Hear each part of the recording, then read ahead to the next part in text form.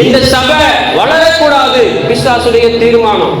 சபை விசுவாசிகள் கர்த்தருக்குள்ளாக பலன் கொள்ளாமல் அவங்க மனிதனுக்கு போக வேண்டும், பிசாசு எழுதி வைத்திருக்கிற தீர்மானம். பிசாசுடைய எழுதப்பட்டிருக்கிற அத்தனை தீர்மானங்களும் அது ஊழியக்காரனுடைய வாழ்க்கையை சிதைப்பதற்கு தான், திருச்சபையை கெடுப்பதற்கு தான், உலகத்தில் இருக்கிற அத்தனை மக்களையும் அழிவுக்கு நேராக கொண்டு போவதற்கு தான் அவன் எழுதி வச்சிருக்கிறா. அதை நடைமுறைப்படுத்துவதற்கு தான் இருக்கு அத்தனை பாவங்களும் அத்தனை அக்கிரமங்களும் அநியாயங்களும் நடந்து கொண்டே இருக்கிறது. ஆனா கர்த்தருடைய பிள்ளைகளாகி நீங்கள் நானும் இதை பார்த்துட்டு ஐயோ சர்ச்சை இப்படி இருக்குது, ஊழியக்காரங்க இப்படி இருக்காங்களே என்று சொல்லி குறை சொல்லிக் கொண்டு போவதற்காக நம்மை அழைக்கவில்லை. அல்லேலூயா, அல்லேலூயா. வீட்டுல பிரச்சனை வருது, அக்கம் பக்கத்துல பிரச்சனை வருது, நம்ம பார்க்கிறோம். சபைகளிலே பல குறைவுகள் இருக்குது பார்க்கிறோம்.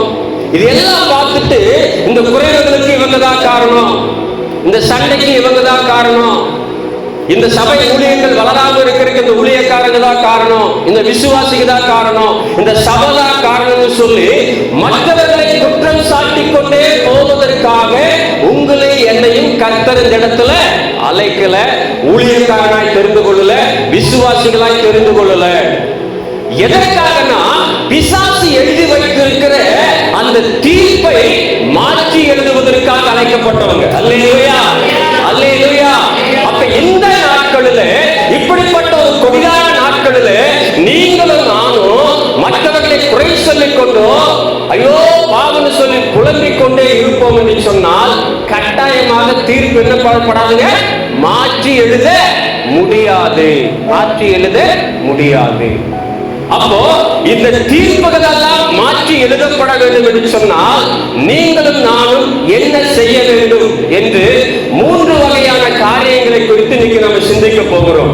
அதற்கு முன்னதாக எஸ்தர் புஸ்தகம் 4வது அதிகாரம் 14வது வசனத்தை வாசிப்போம். எஸ்தர் 4:14. நீ இந்த காலத்திலே மௌனமாய் இருந்தால் யூதருக்கு சகாயமும் ரட்சிப்பும் வேறொரு இடத்திலிருந்து எழுதும். அப்பொழுது நீயும் உன் தகப்பன் குடும்பத்தாரும் அழுவீர்கள். நீ இப்படிப்பட்ட காலத்திற்கு உதவியாக இருக்கும்படி உனக்கு ராஜ மேன்மை கிடைத்திருக்கலாமே, யாருக்கு தெரியும் என்று சொல்ல சொன்னான். அல்லேலூயா, அல்லேலூயா. இந்த காலம் மௌனமாய் இருக்கிற காலம் அல்ல. வசனம் அழகா சொல்லுது, இந்த காலத்திலே இந்த ஜனங்களுக்கு உதவியா இருக்கும்படி இந்த ராஜ்யம் உனக்கு கிடைத்திருக்கலாமே, யாருக்கு தெரியும். அல்லேலூயா. இந்த காலத்துல இந்த உலகத்தில் இருக்கிற ஜனங்கள் எல்லாம் பிசாசுடைய தீர்ப்பில் இருந்து மாற்றி எழுதப்பட்டு பரலோகத்திற்கு நேராய் கொண்டு செல்வதற்காக உங்களையும் என்னையும் கர்த்தர் அழைத்திருக்கலாமே. அல்லேலூயா. யாருக்கு தெரியும். ஏன் கோடி ஜனங்கள் இருக்க ஊழியக்காரங்களாக நம்ம உட்கார்ந்து இருக்கணும், ஏன் விசுவாசிகளா நம்ம மாத்திரம் உட்கார்ந்து இருக்கணும்னா இந்த காலம் ஆண்டவருக்கு தெரியும். இந்த மாதிரி ஒரு கொடிய காலம் வருகிறது, அழிவு வருகிறது, சபையே சீர்குலைந்து போகக்கூடிய நாட்கள் வரும், கர்த்தருக்கு தெரியும். இந்த நாட்களிலே உதவியா இருப்பதற்காகத்தான் உங்களை என்னைய கர்த்தர் முன்குறித்து வைத்திருக்கிறார். அல்லேலூயா, அல்லேலூயா. அப்ப இந்த காலத்துல உதவியா இருக்க வேண்டிய ஊழியக்காரர்கள், இந்த காலத்திற்கு உதவியா இருக்க வேண்டிய விசுவாசிகள் தான் நீங்களும் நானும். மௌனமாய் இருந்து கொண்டு போவதற்காக அல்ல, குறை சொல்லிக் கொண்டு போவதற்காக அல்ல, அந்த ஊழியக்கார சரியில்லை, இந்த ஊழியக்கார சரியில்லை, அந்த சபை சரியில்லை, இந்த சபை சரியில்லை, அந்த விசுவாசிகள் சரியில்லை, இந்த விசுவாசிகள் சரியில்லை, அதோ அந்த குடும்பம் மோசமான குடும்பம், இந்த குடும்பம் மோசமான குடும்பம், இந்த ஜனங்கள் ஆண்டவரை பத்தி தெரியாத ஜனங்கள் ரொம்ப மோசமான ஜனங்கள் சொல்லி மற்றவர்களை குற்றம் சாட்டி சாட்டி தள்ளுவதற்காக அழைக்கப்படவில்லை. அவங்க எல்லாருக்கும் உதவியா இருப்பதற்காக நாம் அழைக்கப்பட்டிருக்கிறோம். அல்லேலூயா, அல்லேலூயா. யோசித்து பாருங்க, யாருக்கு நாம் உதவியா இருக்கிறோம்? அப்படிப்பட்ட அழிவிலே இருக்கிற ஜனங்களுக்கு நீங்களும் நான் உதவி உதவியா இருக்கிறோமா? அழிந்து போய் கொண்டிருக்கிற ஊழியர்களுக்கு நாம் உதவியா இருக்கிறோமா? அழிந்து போய் கொண்டிருக்கிற ஊழியக்காரங்களுக்கு நாம் உதவியா இருக்கிறோமா? எந்த வகையில உதவியா இருக்கிறோம்? சில தீர்ப்புகள் மாற்றி எழுதப்பட வேண்டும் என்று சொன்னால், இந்த நாட்களில் மௌனமா இருப்போம் என்று சொன்னால் தீர்ப்புகள் மாற்றி எழுதப்பட முடியாது. தீர்ப்புகள் மாற்றி எழுதப்பட முடியாது. சத்துருடைய கை ஓடாத படிக்கு சத்துருவின் கை குறுகி போக வேண்டும் என்று சொன்னால் மௌனமா இருந்தா போதாது, முடியாது. உதவியா இருக்க வேண்டும், உதவியா இருக்க வேண்டும். அப்ப இன்னைக்கு என்னுடைய குடும்பம் அழியாமல் இருக்கணும், என் சபை அழியாமல் இருக்கணும், என் ஊழியக்காரர் அழியாமல் இருக்கணும், கர்த்தருடைய பிள்ளைங்க அழியாமல் இருக்கணும். எல்லாத்துக்கும் மேல கர்த்தருடைய சாயலிலே படைக்கப்பட்ட உலகத்தில் இருக்கிற அத்தனை கோடி ஜனங்களும் அழிக்கப்படாமல் இருக்க வேண்டும் என்று சொன்னால் அந்த பொறுப்பு உங்களுக்கு எனக்கு கர்த்தர் கொடுத்த இந்த இடத்துல உட்கார்ந்து வச்சிருக்கிறார். அதுக்காக தான் முன்னாடியே தெரிந்து கொண்டார். உங்களையும் அடிமையாக போன எஸ்தர் ராஜாத்தி அங்க போகல. நேபுகாத்நேச்சர் காலத்துகளில ஒரு அடிமையா போனவ. ஆனா இன்றைக்கு அந்த நாட்டுல ஒரு ராணியா உட்கார்ந்து இருக்கிறார். எதற்காக? கர்த்தர் ஏற்கனவே திட்டம் தீட்டி வைத்திருக்கிறார். இந்த நாட்டுல யூத ஜனத்தை அழிக்கக்கூடிய காலம் வரும். அந்த காலத்துல அந்த ஜனங்களை நீங்கள் காப்பாற்ற வேண்டும் என்று சொன்னால் நீ அடிமையா அங்க போகணும், அந்த வசி நிராகரிக்கப்படணும், எஸ்தர் ராணியாக உயர்த்தப்படணும். அத்தனையும் தேவனுடைய திட்டம். இதோ நான் வியாதியோடு இருந்த ஆண்டவர்கிட்ட வந்துட்டேன், அசுத்தாவில் இருந்த ஆண்டவர்கிட்ட வந்துட்டேன் கிடையாது. கர்த்தர் பல ஆண்டுகளுக்கு பின்னாடி நடக்கிற அழிவில் இருந்து இந்த தேசத்தை காப்பதற்காக உங்களையும் என்னையும் பல ஆண்டுகளுக்கு முன்பதாகவே முன்குறித்து கொண்டு வந்து உட்கார வைத்திருக்கிறார். இப்படிப்பட்ட ஒரு அழைப்புக்கு பாத்திரவான்களாகிய நாம் செய்ய வேண்டிய 3 காரியங்கள் என்ன என்று சொல்லி பார்த்தா, முதல் காரியம் தீர்மானம், 2வது காரியம் திருப்பாதம், 3வது காரியம் திருவசனம். முதலாவது தீர்மானம், 2வது திருப்பாதம், 3வது திருவசனம். இந்த 3 காரியங்கள் உங்களுடைய வாழ்க்கையில முக்கியத்துவம் வாய்ந்ததாக இருக்கும் என்று சொன்னால் அது எவ்வளவு பெரிய தீர்ப்பா இருக்கலாம். பிசாசு எழுதிய தீர்ப்பா இருக்கலாம், அரசு எழுதிய தீர்ப்பா இருக்கலாம், எந்த தீர்ப்பா இருந்தாலும் சரி அது மாற்றி அமைக்க முடியும், மாற்றி அமைக்க முடியும். தேவனால கூடாத காரியம் ஒன்றுமே இல்லை. இப்ப முதல் காரியம் தீர்மானம். இந்த இடத்துல மொர்தெகாய் சொல்லி அனுப்புகிறார். பங்கிருக்கிற சூழ்நிலை என்னன்னா 3ஆம் அதிகாரத்தில் சொல்லப்பட்டிருக்கிறது. ஆமா, மொர்தெகாய் தன்னை வணங்காததுனால அவன் மேல இருக்கிற கோபத்தை அவனை மாத்திரம் அழிச்சா பத்தாது, யார் அழிக்கணுங்க? அவன் குலம் முழுவதையும், அவன் யூத ஜனம் என்று தெரிந்த உடனே யூத ஜனங்க அத்தனை பேரையும் கொன்னாதான் நல்லா இருக்குன்னு சொல்லி இருதயத்துல தீர்மானம் பண்ணி அந்த ராஜாவிடத்துல போய் சொல்லுகிறான், இந்த தேசத்துல வித்தியாசமான ஒரு கூட்டம் இருக்குது, அந்த கூட்டம் ராஜாவின் வார்த்தைக்கு செவி சாய்க்கிறது இல்ல, கீழ்ப்படுகிறது இல்ல, நாம எதை சொன்னாலும் அதற்கு எதிரான காரியத்தை செய்யறாங்க. இந்த ஜனங்களை நம்ம இப்படியே விட்டு வச்சோம்னா நம்முடைய ராஜ்யத்திற்கு ஆபத்தா முடியும். அதனால நான் என்ன செய்யறேன், கொஞ்சம் வெள்ளி காசுகளை கொடுக்கிற இவங்க எல்லாரையும் நம்ம அழிச்சிடலாம், நீங்க என்ன செய்யுங்க, உத்தரவு போடுங்க. எவ்வளவு ஒரு நயவஞ்சகமாக ராஜாவுடைய இருதயத்துல தவறான ஒரு கருத்தை திணித்து ராஜாவுக்கே ஆபத்து என்பது போல பேசி எல்லா யூத ஜனங்களையும் அழிக்க வேண்டும் என்று சொல்லி ஒரு நாளை நிர்ணயம் செய்கிறார்கள். என்ன செய்யறாங்க?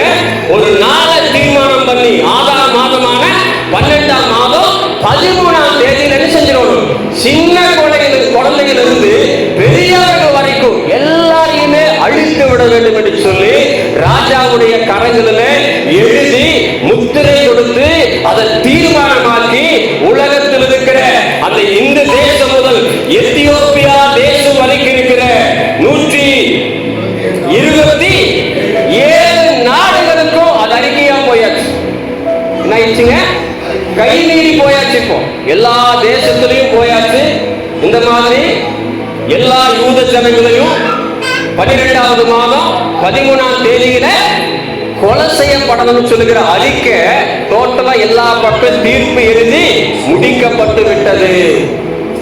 இதை கேட்டுட்டு மொர்தெகாய் தான் வஸ்திரத்தை கிழித்து ரட்டுடுத்தி கொண்டவனாய் அந்த அரண்மனை வாசலுக்கு வெளியே முகப்புக்கு பக்கத்துல வந்து உட்கார்ந்து வேலைக்காரங்கிட்ட சொல்லி இருக்கிறா, நீ எஸ்தர் இடத்துல போய் சொல்லு, ராஜாவிடத்துல போய் பேச சொல்லு.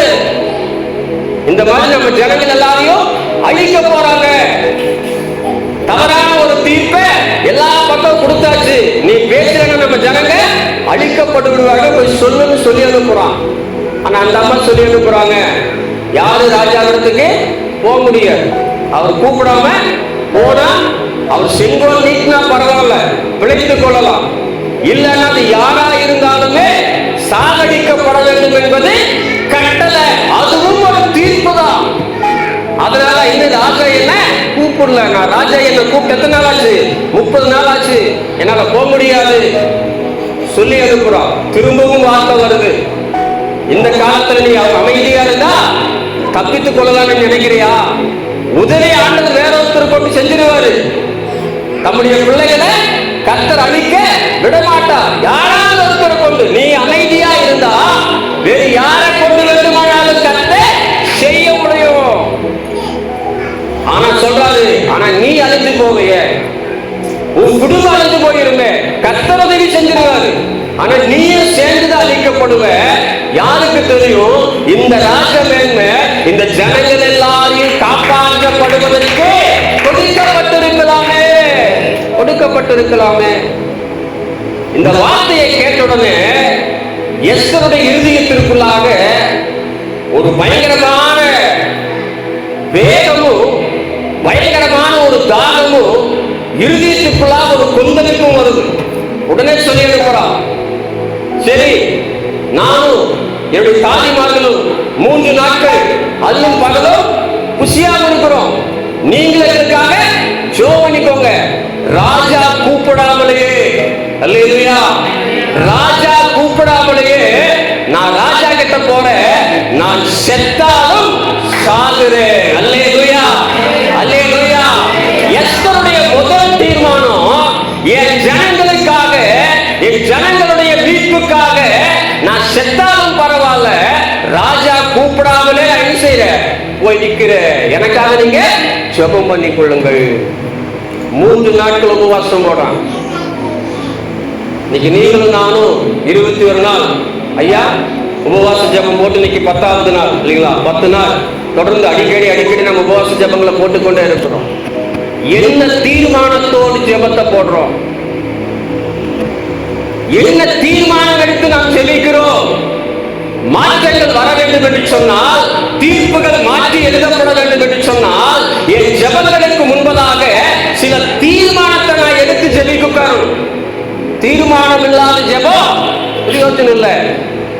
ஆதாயத்தை செய்யக்கூடாதுங்க, சிலம்பம் பண்ணக்கூடாது.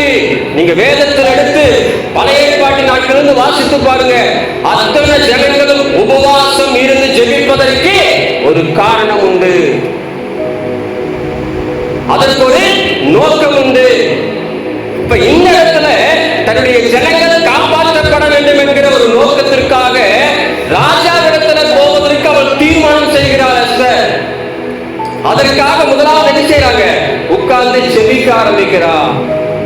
இன்றைக்கு நீங்களும் நானும் சில தீர்மானங்களை எடுத்தால்தான் தீர்ப்புகளை மாற்றி எழுத வைக்க முடியும்.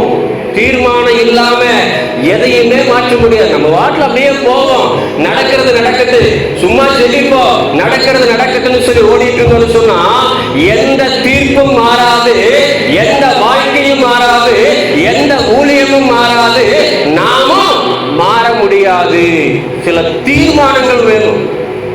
கர்த்தருடைய பிள்ளைங்க, கர்த்தருடைய ஊழியக்காரங்க நம்முடைய ஊழியத்தின் வளர்ச்சிக்காக, திருச்சபையின் வளர்ச்சிக்காக, தேசத்தின் வளர்ச்சிக்காக சில தீர்மானங்களை எடுக்கிறவர்களாக காணப்பட வேண்டும். அந்த தீர்மானத்துக்கு பிறகுதான் அதனுடைய ரிசல்ட் என்ன ஆகுதுங்க? வெளிப்பட ஆரம்பிக்கும். அப்ப இன்னைக்கு நம்ம எல்லாம் 10 நாட்கள் நம்ம ஜெபிச்சிருக்கிறோம், மீதம் இருக்கிற 11 நாட்கள் நம்ம ஜெபிக்க போகிறோம். இல்ல ஒவ்வொரு ஆண்டும் இல்ல ஒவ்வொரு நாட்களும் நம்ம தேவ சமூகத்துல போய் உபவாசித்து காத்திருந்து ஜெபிக்கும் பொழுது சில தீர்மானங்களை கர்த்தர் எதிர்பார்க்கிறார். என்ன முடிவோடு கூட என் பிள்ளைங்க வந்து உட்கார்ந்து இருக்கிறாங்க, என்ன முடிவோடு கூட என் பிள்ளைங்க வந்து என் பாதத்துல உட்கார்ந்து இருக்காங்க. ஆண்டவரே நீங்க நடத்துறத நடத்துங்கப்பா, நீங்க செய்யறத செய்யுங்கப்பா அப்படின்னு சொல்லி அவர்கிட்ட கொடுக்கிறதுக்கு இந்த ஜெபம் தேவையில்லை. நம்ம ஜெபம் பண்ணாலும் அவர் நடத்துறது தான் நடத்துவாரு, நம்ம ஜெபம் பண்ணலன்னாலும் அவர் நடத்துறது தான் நடத்துவாரு. அப்படியே ஜெபம், அப்படியே உபவாசம். உபவாசத்திற்கு ஒரு நோக்கம் இருக்க வேண்டும், ஜெபத்திற்கு ஒரு நோக்கம் இருக்க வேண்டும். ஒரு தீர்மானத்தோடு கூட தேவ சமூகத்துல உட்காரும் போதுதான் அந்த தீர்மானத்துக்குரிய பதிலை ஜெபத்துங்கள் முடிந்ததற்கு பிறகு கண்ணால பார்க்க முடியும். அப்ப இங்க எஸ்தர் சொல்லுகிறா, நான் செத்தாலும் சாகுறேன். ஒரு முடிவு பண்ணிட்டா, நான் ராஜா இடத்திற்கு போறேன், நான் ராஜா கூப்பிடாமல அந்த இடத்துல போய் நிக்க போறேன், என் ஜனங்களுக்காக பேச போகிறேன், நான் செத்தாலும் பரவாயில்ல. இந்த தீர்மானத்தினுடைய விளைவு என்னன்னு சொன்னா, இவங்க எல்லாம் கூடி ஜெபிக்க ஆரம்பிக்கிறாங்க. எஸ்தரும் ஜெபிக்க ஆரம்பிக்கிறான், எஸ்தருடைய தாதிமார்களை ஜெபிக்க ஆரம்பிக்கிறான், வெளிய மொர்தெகாயும் ஜெபிக்க ஆரம்பிக்கிறான், யூத ஜனங்க அத்தனை பேரும் ஜெபிக்க ஆரம்பிக்கிறாங்க. இன்னைக்கு நிறைய நேரம் நடக்கிற ஒரு பெரிய வேதனைக்குரிய காரியம் என்னன்னா, ஊழியக்காரன் மாத்திரம் உட்கார்ந்து ஜெபம் பண்ணிருப்பான்.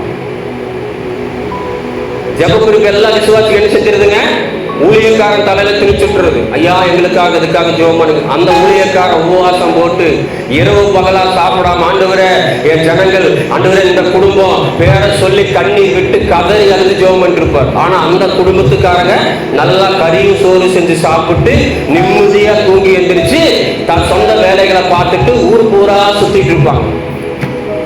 நான் சொல்றது புரியுதா? மாற்றம் வருமா? தீர்ப்பு மாறிடுதுமா? வாய்ப்பே கிடையாது. அப்ப இங்க எஸ்தர் எல்லாத்தையும் மொர்தெகாய்க்கு சொல்லி, நீங்க எல்லாம் பிரேயர் பண்ணுங்க, நான் ராஜா அரண்மனையில் இருக்கிறேன், எனக்கு நல்ல சாப்பாடு இருக்குது, நல்ல மெத்தை இருக்குது, நான் நிம்மதியா படுத்து தூங்கி நல்லா சாப்பிட்டு ராஜ வாழ்க்கை வாழ்ந்துக்கிறேன்னு சொல்லல. அதே நாட்களில் அவளும் தேவ சமூகத்துல காத்திருக்கிறாள். அல்லேலூயா, அல்லேலூயா. அப்ப இன்னைக்கு ஒரு சபை, ஒரு ஊழியக்காரன் ஜெபத்தை சொல்லும் பொழுது அந்த ஜெபத்துல சபை கட்டாயம் செய்யுங்க, பங்கு கொள்ள வேண்டும். ஏன்னா அந்த உபவாசமே, அந்த ஜெபமே சபையினுடைய எழுப்புதலுக்கு, நம்முடைய வாழ்க்கையினுடைய மாற்றத்திற்கு. இன்னைக்கு எல்லா பாரத்தையும் ஊழியக்காரத்துல தூக்கி வைத்து விட்டு சபை நிகழ்ச்சி செய்யுங்க, ஃப்ரீயா ஜாலியா இருக்கு. அப்புறம் ஐயா இன்னும் மாறலைங்கய்யா, இன்னும் நடக்கலைங்கய்யா, பாஸ்ட் ஜெபம் பண்றது சரியில்லை போல தெரியுது. அந்த சபைக்கு போனா அந்த பாஸ்ட் ஜெபம் பண்ண ஒரு வேலை நடக்குமோ, சபையை டிரான்ஸ்பர் பண்ணி செய்யறாங்க, வேறொரு ஊழியக்கார இடத்துல போய் அதே பிரச்சனை சொல்லிட்டு அதே சாப்பாடு சாப்பிட்டு தூக்கிட்டு ஊர் பூரா சுத்த வேண்டியது. அங்கேயும் நடக்கலையா, இன்னொரு சபைக்கு போலாமா? 1000 சபைக்கு போனாலும் சரி என்ன செய்யாதுங்க, மாற்றம் வராது, மாற்றம் வராது. அப்ப முதல் தீர்மானம் எடுக்கணும், நான் ஜெபம் பண்றேன், நான் தேவ சமூகத்தில் உபவாசம் பண்றேன், நான் என் குடும்பமா கர்த்தருடைய சமூகத்தில் உட்கார்ந்து ஜெபிக்க ஆரம்பிக்கிறேன் என்கிற தீர்மானம் முதலாவது நமக்குள்ளாக வரணும். அந்த தீர்மானம் வந்து நம்ம தேவ சமூகத்தில் உட்கார்ந்து ஜெபிக்கும் போதுதான் ஆண்டவர் உங்களுடைய வாழ்க்கையில பெரிய காரியங்களை செய்ய முடியும். அப்ப இப்படி தீர்மானம் எடுத்து ஜெபிச்சா ஏதாவது நடக்குமா அப்படின்னு சொல்லி பார்த்தா, இந்த எஸ்தருடைய ஜெபத்தினுடைய பின்பகுதி நம்ம பார்க்கும் பொழுது ஜெபம் எல்லாம் முடிஞ்சது, ஜெபம் எல்லாம் முடிஞ்சது, நேர ரெடியா எங்க போறாங்க, ராஜாவை பார்ப்பதற்காக கடந்து போகிறாள். கடந்து போகும்போது வசனம் சொல்லுது, 5ஆம் அதிகாரம் 1வது வசனத்தினுடைய கடைசி பகுதி வாசிங்க.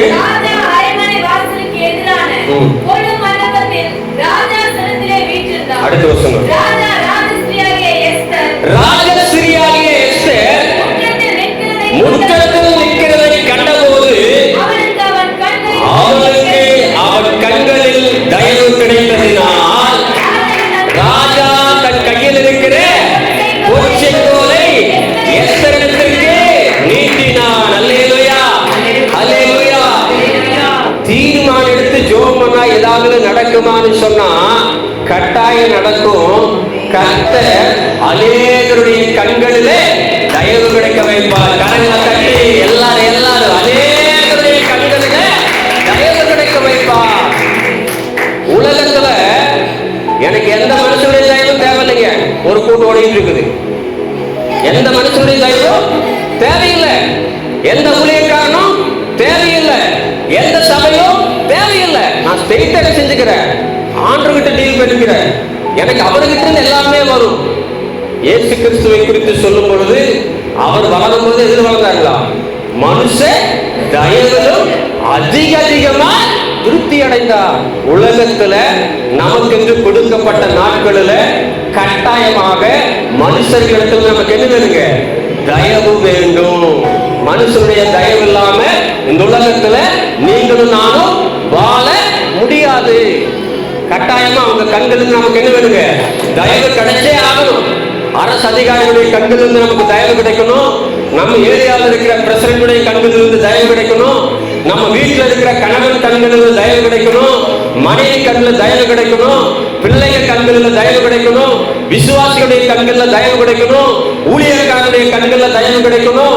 வேலை செய்ய இடத்துல இருக்கிற எல்லாருடைய கண்களிலே தயவு கிடைக்கணும். தயவு இல்லாம எங்கேயுமே நம்ம வாழ முடியாது. இங்க தேவ சமூகத்துல பொருத்தனையோடு தீர்மானத்தோடு நான் செத்தாலும் பரவாயில்ல அப்படின்னு ஜெபத்தோடு கூட போய் நிற்கிறார். கர்த்தர் ராஜாவுடைய கண்களிலே தயவு கிடைக்க வைத்தார். அவன் செங்கோல் எடுத்து நீட்டிட்டார். இன்னைக்கு நீங்களும் நானும் கரெக்டா தீர்மானம் பண்ணி செடிக்க ஆரம்பித்தா கர்த்தர் அதற்குரிய தயவுகளை உருவாக்க வைக்க அவர் வல்லவர். இன்னைக்கு நம்ம தீர்மானம் எப்படி இருக்கும்னு தெரியுங்களா? தீர்மானம் எப்படி இருக்கணும் தெரியுங்களா? பாவங்களை செய்யக்கூடாத தீர்மானங்கள் எடுக்கணும். சும்மா ஆசீர்வாதம்னு ஆசீர்வாதத்தையே விடக்கூடாது. சபைய ஜபத்தில் நடத்தும் போது ஒரு வார்த்தை சொன்னார்.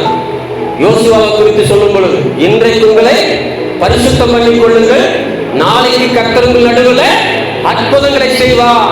நம்ம வாழ்க்கையில் இருக்கிற பாவ சுபாவம் நம்மளை விட்டு மாறினாலே ஆட்டோமேட்டிக் ஆசீர்வாதம் என்ன வந்துருங்க?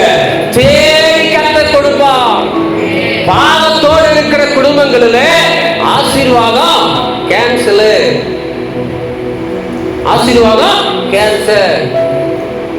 அப்போ தீர்மானங்க, நான் கோபப்பட மாட்டாண்டவர தீர்மானம் எடுத்து அந்த கோபத்தை ஒழிக்கிறதுக்காகவே பாஸ்டிங் போட்டு ஜெபம் பண்ணணும். என் வீட்டுக்காரங்கிட்ட கூட பேச மாட்டேன். அவர் எது சொன்னாலும் அப்படியே சகிச்சு அமைதியா போவாண்டவர தீர்மானம் பண்ணணும். என் மனைவி கிட்ட எடுத்து விட மாட்டேன். என் மனைவி இடத்துல அன்பா பேசுவேன் தீர்மானம் பண்ணணும். ஞாயிற்றுக்கிழமை சபைக்கு எந்த சூழலை வந்தாலும் போகாம இருக்க மாட்டாண்டவர கட்டாயம் நான் போயே தீருவேன் தீர்மானம் பண்ணணும். என்ன வருமானம் வந்தாலும் சரி சாமி, நீ எனக்கு கொடுக்கிற வருமானத்துல தசம பாகத்துல உண்மையா எடுத்து வைப்ப தீர்மானம் பண்ணணும். பொய் சொல்ல மாட்டேன், ஏமாற்ற மாட்டேன், திருட மாட்டேன். சில பாவமான காரியத்தை விட்டு விடுவதற்கு தீர்மானம் செய்ய வேண்டும். சில பரிசுத்தமான காரியங்களை செய்வதற்கு தீர்மானம் பண்ண வேண்டும். அல்லேலூயா, அல்லேலூயா. சும்மா எனக்கு ஆசீர்வாதம் ஆசீர்வாதம் ஆசீர்வாதம் சும்மா வராது. சும்மா ஆசீர்வாதம் வராது. நம்முடைய வாழ்க்கையில விட வேண்டிய சில பாவங்கள் விடப்பட்டிருக்க வேண்டும். சேர்க்க வேண்டிய சில பரிசுத்த குணங்கள் சேர்க்கப்பட்டிருக்க வேண்டும். அப்ப அதற்காக தீர்மானங்களை எடுத்து நம்மளை ஆராய்ந்து பார்க்கணும். அதனாலதான் தாவீது அழகா சொல்றான், வேதனை உண்டாக்கும் வழி என்னிடத்தில் உண்டோ என்று பார்த்து. இன்னைக்காக நம்ம உட்கார்ந்து யோசிக்கிறோமா? உபவாசம் இருந்துட்டு இருக்கிறோம். இந்த உபவாச நாட்களில் ஆண்டவரே என்கிட்ட ஏதாவது கெட்ட குணம் இருக்குதா ஆண்டவரே? ஜபத்துல கொஞ்சம் உட்கார்ந்து அப்படியே நம்ம சிந்திச்சு பார்த்து இருக்கிறோமா? சில பேர் நம்மளை சொல்லியிருப்பாங்க, நீ பயங்கரமான வாயாடி, பயங்கரமான கோபக்கார, உங்ககிட்ட பொறுமையே இல்லை, உங்கள்கிட்ட அவசர புத்தி, ஏதாவது ஒன்று தப்பான காரியங்கள் நம்ம கிட்ட இருக்கிறத எங்கேயாவது யாராவது சொல்லி இருப்பாங்க. இல்லையா? சில நேரத்தில் உட்கார்ந்து பார்க்கும்போது ஆண்டவரே வெளிப்படுத்துவார், மகனே மகளே நீ இந்த மாதிரி ஒரு குணாதிசயத்தோடு தான் போற. அதை சீர்படுத்திக் கொள்ளுவதற்காக தேவ சமூகத்துல தீர்மானத்தை எடுத்து அதற்காக ஜெபிக்கணும். ஆண்டவரே இந்த குணம் எங்க வாழ்க்கையில மாறணும், ஆண்டவரே இந்த கெட்ட குணம் என் வாழ்க்கையில இருந்து மாறணும். அதற்காக ஜெபிக்கும் பொழுது அதற்குரிய உதவிகளை ஒத்தாசைகளை கர்த்தர் கொடுக்க வல்லவராயிருக்கிறார். இப்ப நம்ம தீர்மானம் எடுக்கும் போதுதான் என்ன ஆகுங்க? நிறைய பிரச்சனை வரும், அந்த தீர்மானத்தை பிரேக் பண்றதுக்கு, உடைக்கிறதுக்குரிய நிறைய வாய்ப்புகள் வரும், நிறைய வாய்ப்பு வரும். அதுக்குரிய சூழ்நிலைகளை நிறைய பிசாசு கொடுப்பான். ஆனா அதுல உறுதியா இருப்பதற்கு தேவ சமூகத்துல செபிக்க வேண்டும். அல்லேலூயா. இப்ப தானியேல் புஸ்தகத்துல இங்கேயும் ஒரு அடிமையா தான் போறா தானியேல். 1ஆம் அதிகாரத்துல அவங்களுக்கு எல்லாருக்கும் கல்தேயருடைய மொழி, கல்தேயருடைய காரியங்கள் எல்லாத்தையும் கற்றுக் கொடுப்பதற்காக அழைக்கப்பட்டாச்சு. அவங்களுக்கு ராஜ ஆகாரம் தான், எல்லாருக்கும் ராஜ ஆகாரம் தான். ஆனா வசனம் சொல்லுகிறது, தானியேல் புஸ்தகம் 1ஆம் அதிகாரம் 8வது வசனத்துல, தானியேல் ராஜாவின் போஜனத்தினாலும் அவர் பானம் பண்ணும் திராட்சை ரசத்தினாலும் தன்னை தீட்டுப்படுத்தலாகாது என்று தன் இருதயத்திலே தீர்மானம் பண்ணி கொண்டான். ஃபர்ஸ்ட் ஒரு தீர்மானம் பண்றான். ஓ, இந்த ஆகாரம் நமக்கு ஏற்றதல்ல, இந்த திராட்சை ரசம் நமக்கு ஏற்றதல்ல. அது எதனாலும் பல கருத்துக்கள் சொல்றாங்க. ஆனா அது இப்ப நமக்கு தேவையில்லை. ஒரு தீர்மானம் பண்ணிட்டா, இந்த ஆகாரம் வேண்டாம். இப்ப இந்த தீர்மானத்தை எங்க கொண்டு போய் சொல்றா? அந்த பிரதானிகள், அந்த தலைவரிடத்துல போய் சொல்றா, ஐயா, இந்த ஆகாரம் எங்களுக்கு வேண்டாம், எங்களுக்கு என்ன செய்யுங்க, காய்கறிகளை கொடுங்க. முதல்ல தீர்மானம் பண்ணியாச்சு. தீர்மானம் பண்ணினதுக்கு பிறகு அவன் நல்ல ஒரு ஜெப வீரன். தானியேல் நல்ல ஒரு ஜெப வீரன். ஜெபத்தோடு கூட தான் போய் இந்த இடத்துல சொல்றா அப்படி, இந்த மாதிரி இந்த ஆகாரங்களுக்கு வேண்டாம். அவர் சொல்றாரு, ஐயா, எல்லாருக்கும் இந்த சாப்பாடு கொடுத்துட்டு உனக்கு மாத்திரம் காய்கறி கொடுத்தா ராஜாவுக்கு இந்த தகவல் தெரிஞ்சா என்ன கொண்டு போடுவாரு, என் வேலைக்கு ஆப்பு வந்துரு, அதனால வேண்டாம். இல்ல, தயவு செய்து நீங்க என்ன செய்யுங்க, ஒரு 10 நாள் டெஸ்ட் பண்ணுங்க. 10 நாள் நீங்க டெஸ்ட் பண்ணுங்க. 10 நாள் அவங்களுக்கு ராஜ ஆகாரத்தை கொடுங்க, எங்களுக்கு காய்கறிகளை கொடுங்க, நாங்க இதை சாப்பிடுறோம், அவங்க அதை சாப்பிட்டுட்டு 10 நாள் கழிச்சு எங்க முகத்தை பாருங்க, அவங்களையும் பாருங்க. ஒருவேளை நாங்க ஏதாவது வாடி போயிருந்தாலோ, அவங்கள விட நாங்க மெலிஞ்சிருந்தாலோ, அதுக்கப்புறம் உங்களுக்கு இஷ்டமானபடி செய்யுங்க, இஷ்டமானபடி செய்யுங்கன்னு சொல்லி அவரிடத்துல தயவை எதிர்பார்க்கிறார். வசனம் சொல்லுது, அந்த பிரதானிகளின் தலைவனுடைய கண்களிலே தானியேலுக்கு என்ன கிடைக்குதுங்க, தயவு கிடைக்கிறது. அல்லேலூயா, அல்லேலூயா. ஜெபம் ஒரு தீர்மானம் எடுத்துட்டோம்னா அதற்குரிய தயவுகளை கர்த்தர் அங்கங்க ரெடியா வச்சிருப்பாருங்க. இன்னைக்கு தீர்மானம் இல்லாம எப்படி வேணாலும் இருந்துக்கலாம், எப்படி வேணாலும் வாழ்ந்துக்கலாம் ஓடிட்டே இருக்கிறதுனாலதான் தயவு கிடைக்க வேண்டிய இடங்களிலே கிடைப்பதில்லை. 10 நாள் ஆகாரம் கொடுக்கிறாங்க. 10 நாள் முடியும் போது வசனம் சொல்லுது, அவர்களுடைய முகங்களை பார்க்கலும் தானியேலுடைய முகம் எப்படி இருக்குதுங்க, நல்லா கொழுமையும் புஷ்டியுமாய் காணப்படுகிறது. அல்லேலூயா, அல்லேலூயா. அப்ப அந்த 10 நாளும் ஒரே டேபிள். நீங்க அப்படி கற்பனை பண்ணி பாருங்களேன். தீர்மானம் பண்ணியாச்சு, ஒரே டேபிள், லைனா உட்கார்ந்து இருக்கிறாங்க. சுத்தி பக்கத்து தட்டுல இருந்து வருதுங்க கறி வருது. அப்படியே நல்லா கம ராஜ ஆகாரம் சொல்லதான் வேணும். நம்ம வீட்டிலேயே அந்த மாதிரினா எத்தனை வெரைட்டியா கறி வச்சிருப்பாங்க, எத்தனை முதல் தரமான திராட்சை ரசம், எவ்வளவு அருமையான பொருள்கள் இருந்திருக்கும். அதை பார்க்கும்போது எங்களுக்கு என்ன இருக்குங்க, அவசரப்பட்டு நம்ம முடிவு பண்ணிட்டுமோ, அவசரப்பட்டு முடிவு பண்ணிட்டுமே. ஆப்போசிட்ல உட்கார்ந்து சும்மா கடிச்சு என்ன செய்யறாங்க, உறிஞ்சு குடிச்சிட்டு இருக்கிறா, தின்னுட்டு இருக்கிறா, எலும்ப கடிக்கிற கடையில் இங்க உட்கார்ந்து இவங்களுக்கு என்ன ஆகுது, 4 பேருக்கு ஐயோ இடப்படி சாப்பிடுறாங்களே, பயங்கரமான சோதனை. நம்ம சும்மா ஈஸியா படிச்சுட்டு போயிடும்.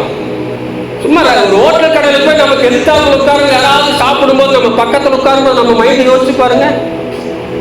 அப்போ 10 நாள் அப்படிங்கும் போது 3 வேளை சாப்பாடுங்கும் போது பிராக்டிகலா திங்க் பண்ணி பார்த்தோம்னா பயங்கரமான காரியம். ஒருவேளை பார்த்துட்டு ஒவ்வொரு டைம் பிரதானி வந்து கேட்டிருக்கலாம், ஏங்க நாளைக்கு உங்களுக்கு அதே சாப்பாடு தட்டுமா?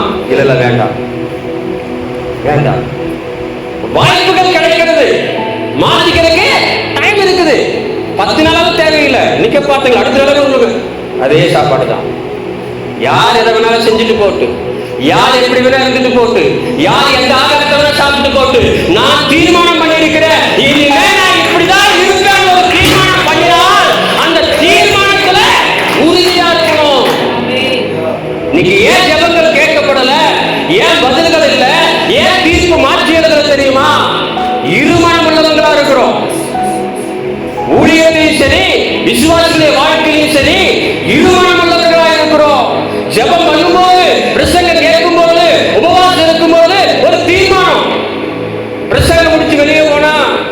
மறந்துடுது. உபவாசத்தை முடிச்சு வெளியே வந்தா தீர்மானம் மறந்துடுது. ஆலயத்தை விட்டு வெளியே போனா எடுத்த முடிவுகள் மறந்து விடுகிறது. அவரை யாக்கோபு அழகா கர்த்தர் சொல்லுகிறார், இருமனம் உள்ளவன் தன் வழிகளெல்லாம் நிலையற்று திரிகிறான். அவன் தேவனிடத்திலிருந்து எதையாகிலும் பெறலாம் என்று நிலையாதிருப்பானாக. நினைச்சு கூட பார்க்காத என்றார் ஆண்டவர். நீ ரெண்டு மனசா இருந்தா, ஆலயத்தில் இருக்கிறப்போ ஒரு மனசு, ஆலயத்துக்கு வெளியே போன ஒரு மனசு, எடுக்கிற தீர்மானத்துல உறுதி இல்லாமல் காற்றினால் அடைபடுகிற அலைய போல ரெண்டு மனசாலே சுத்திட்டு இருந்தா கடவுளிடத்திலிருந்து எந்த ஆசீர்வாதமும் எனக்கு வராது. மாற்றி அமைக்க முடியாது. எத்தனை ஜெபங்களை செய்தாலும் மாற்றி அமைக்க முடியாது. அப்ப எடுக்கிற தீர்மானங்களில் நாம் உறுதியா இருக்கணும். வீட்டுல இங்க ஜெபம் பண்ணி போவோம், ஆலயத்தில் ஆண்டவரே கோபமே படக்கூடாது. வீட்டுக்கு போய் உள்ள சேர்றதுக்குள்ள நம்மளை டென்ஷன் ஆக்குவாங்க. போக போக கார்ல போக போகவே, பஸ்ல போக போகவே, வீடு போறதுல எந்த அளவுக்கு ஆத்திரத்தை கலக்க முடியுமோ அந்த அளவுக்கு வார்த்தைகளை பிசாசு கொண்டு வந்து காதுல விடுவா. ஆனாலும் பொறுமையோடு சகிச்சுட்டு போவோம். அல்லேலூயா, அல்லேலூயா. ஏன் அந்த தருணங்கள் தெரியுமா? கர்த்தர் எடுத்த தீர்மானத்தை நிறைவேற்றுவதற்கு பக்குவப்படுத்துகிறார். அல்லேலூயா, அல்லேலூயா. நல்லா கஷ்டமாக வைக்கணும்னு நினைச்சு தீர்மானம் பண்ணிருப்போம். அந்த வாரத்துல தான் பார்த்தா தேவையில்லாத செலவெல்லாம் வரும்.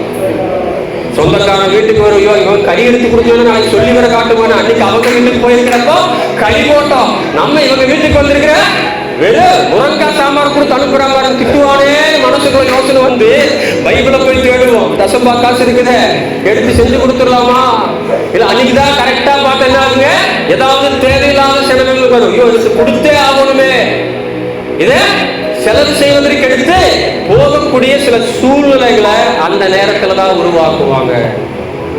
வாய்ப்புகள் நிறைய கிடைக்கும். நம்ம எடுத்துக்கிற தீர்மானத்தை பிரேக் பண்ணுவதற்கு நிறைய வாய்ப்புகள் கிடைக்கும். நிறைய நேரத்துல வாலிப பசங்க சொல்லுவாங்க, குடிக்க கூடாதுன்னு தீர்மானம் பண்ணிட்டையா, ஆனா இத்தனை வருஷமா எவெல்லாம் எங்கிட்ட வாங்கி கொடுன்னு கெஞ்சினானோ இப்ப வந்து எங்கிட்ட காசு இருக்குதா, நான் வாங்கி தர வாடான்னு சும்மா கூப்பிட. அவள இந்த வாழ்க்கை அந்த மாதிரி கூப்பிட்டதே கிடையாது.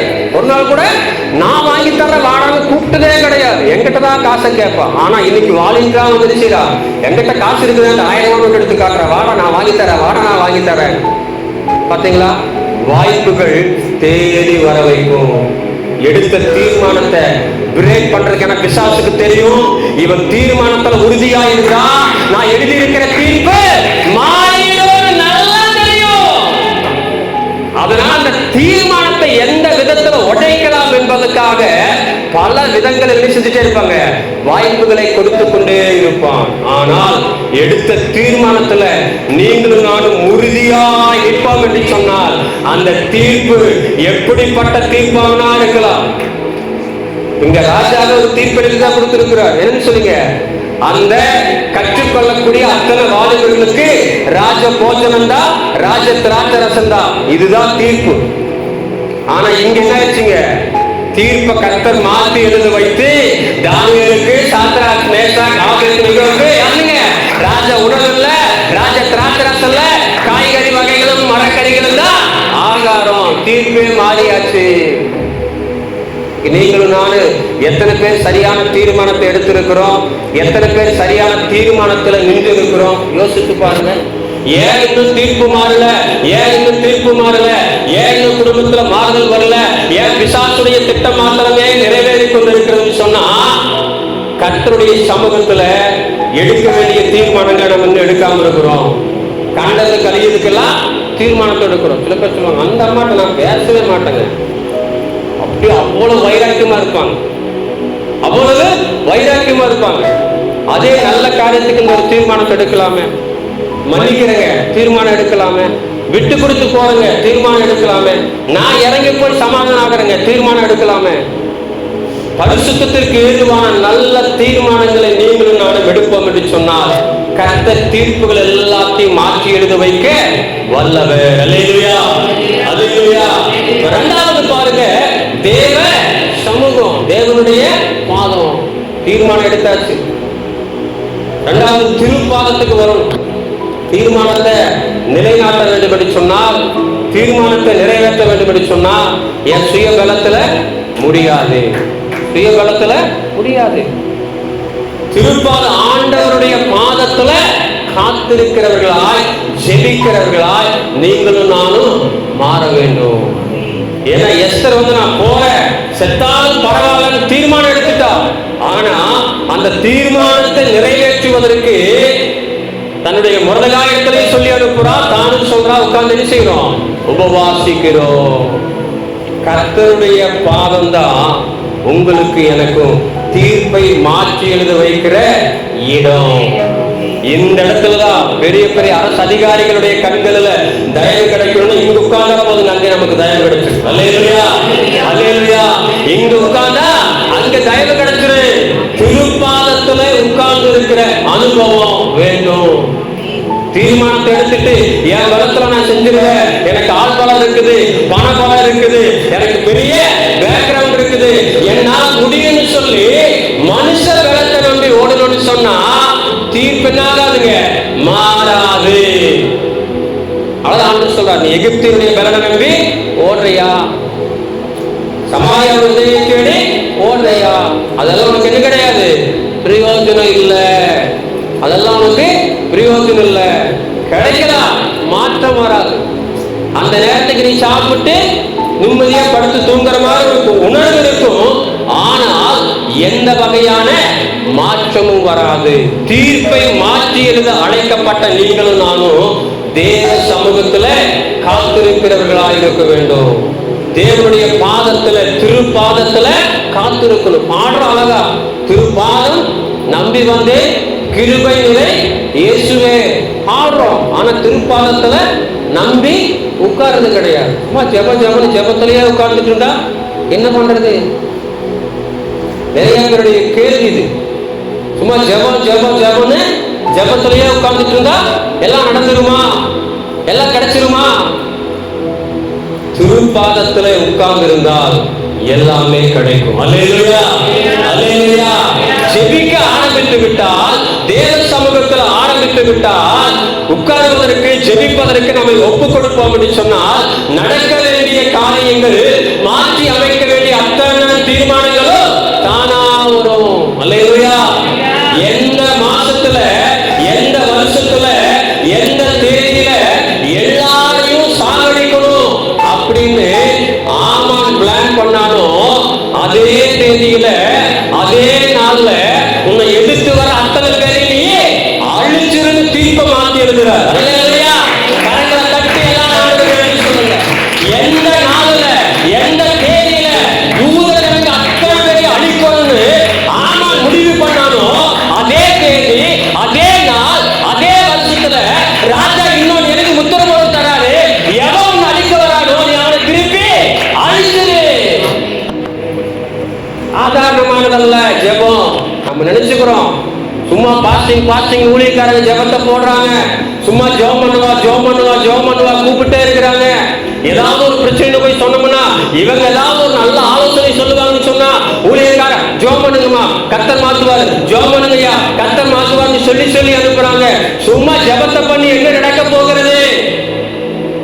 நிறைய விசுவாசிகள் இப்படி நினைக்கிறோம், ஊழியக்காரங்க இப்படி நினைக்கிறோம். ஆனா முட்டி போட்டு நம்ம ஜெபிக்க ஆரம்பிச்சா கர்த்தர் நமக்காக காரியத்தை செய்வார். அல்லேலூயா, அல்லேலூயா. அதான் சொல்ல, நீங்கள் அமர்ந்திருந்து நானே தேவன் என்று அறிந்து கொள்ளுங்கள். அமர்ந்திருக்கிறதாக பிரச்சனைய கண்டது கழிச்சுக்கெல்லாம் செய்யுங்க. மணிக்கணக்காக உட்கார்ந்து இருக்கிறோம், தேவையில்லாத காரியங்களுக்கு மணிக்கணக்காக நம்ம நேரத்தை செலவு செய்கிறோம். ஆனா ஜெபத்துல ஒரு 2 மணி நேரம் உட்காரணும், 1 மணி நேரம் உட்காரணும்னா முடிய மாட்டேங்குது. ஆராதனை 10 மணிக்கு முடிச்சு ஆரம்பிச்சு 12 மணிக்கு முடிக்கிற ஆராதனை 12:10 போச்சுன்னா 10 தடவை வாட்ச திரும்பி பார்க்கறது, 10 தடவை எடுத்து பார்க்கறது. ஐயோ 12:10 ஆயிடுச்சு, ஐயோ 12:07, ஐயோ 12:30 ஆகி போச்சு. ஏன்? தேவனுடைய சமூகத்துல, அவருடைய திருப்பாதத்துல அமர்ந்திருப்பதற்கு தயாரா இல்ல. ஆனா எஸ்தர், மொர்தெகாய் திருப்பாதத்துல அமர்ந்து இருக்கிறாங்க. தீர்மானம் எடுத்தாச்சு, தீர்ப்பு மாற்றி எழுதப்படணும். நான் என்னுடைய ராணிதான், ஆனா என்னால எதையும் மாற்ற முடியாது. என்னால் அதையும் மாற்ற முடியாது. இந்த தீர்ப்பு மாற்றி எழுதப்பட வேண்டும் என்று சொன்னால் அதுக்கு ஒரே வழி தேவனுடைய திருப்பாதம் தான். இன்னைக்கு நம்முடைய குடும்பத்துல, நம்முடைய வேலைகளில, ஊழியங்களில, இந்த உலகத்துல பிசாசுடைய தீர்ப்புகளும், சில நேரத்தில் இந்த உலகத்தினுடைய அரசுடைய தீர்ப்புகளும் மாற்றி அமைக்கப்பட வேண்டும் என்று சொன்னால் தேவ சமூகத்துல உண்ணாவிரதம் இருக்கணும். அல்லேலூயா, அல்லேலூயா. இன்னைக்கு நிறைய நேரத்தில் உண்ணாவிரதம் இருக்கிறாங்க. இன்னைக்கு கூட நேற்று தினத்துல திமுக தலைவர் விஜய் ஒரு உண்ணாவிரதம் அறிவிப்பு கொடுத்திருக்கிறார். போராட்டம். அஜித்துடைய மரணத்துக்கு என்ன செய்யணும்? தீர்ப்பு கரெக்டா இருக்கணும். கோர்ட்டே வந்து என்ன செய்வோம்? அதை எடுத்து தீர்ப்பு கொடுக்கணும். இல்லாட்டி நாங்க என்ன செய்வோம்? உண்ணாவிரதம் நடத்துவோம். எத்தனை உண்ணாவிரதம் ரோட்ல போய் உட்கார்ந்து பெரிய தெரியுமா? ரோட்ல போய் உட்கார்ந்து நடத்துற உண்ணாவிரதங்கள் நிறைய தோத்து போயிருக்குது. ஆனா வேதத்துல கர்த்தருடைய சமூகத்துல உண்ணாவிரதம் ஜெபிச்சு தோல்வி ஆனது அப்படின்றது எதுவுமே இல்ல, எதுவுமே இல்ல. கர்த்தருடைய பாதத்துல அமர்ந்து நாம் உபவாசித்து ஜெபிப்போம் என்று சொன்னால் அந்த ஜெபத்தினுடைய பிரதிபலன் என்ன இருக்குங்க? வேற லெவல்ல கர்த்தர் மாற்றத்தை கொண்டு வருவார். இது எஸ்தருக்கு தெரியுது, மொர்தெகாய்க்கு தெரியுது. யாருக்கு தெரிய மாட்டேங்குதுங்க? நமக்கு தெரிய மாட்டேங்குது. ஊழியக்காரர்களாகிய எங்களுக்கும் சரி, விசுவாசிகளாகிய உங்களுக்கும் சரி, நிறைய நேரத்துல திருப்பாதத்தில் உட்கார்ந்து இருந்தாதான் எல்லாமே மாறும் என்பதை மறந்து விடுகிறோம். யாரையாவது பார்க்கலாமா? யாரையாவது நம்ம போய் பார்க்கறத விட இங்க நம்ம உட்கார்ந்தோம்னா நமக்கு கர்த்தர் என்ன செய்வாருங்க? அங்கங்க ஆட்களை ஆதாயப்படுத்தி கொடுப்பார். இதே பிரச்சனை எங்க வருதுங்க? தானியேலுடைய புஸ்தகத்துல வருது. என்ன சொல்லி வருது? ராஜாவை தவிர வேறு யாரையும் என்ன செய்யக்கூடாது?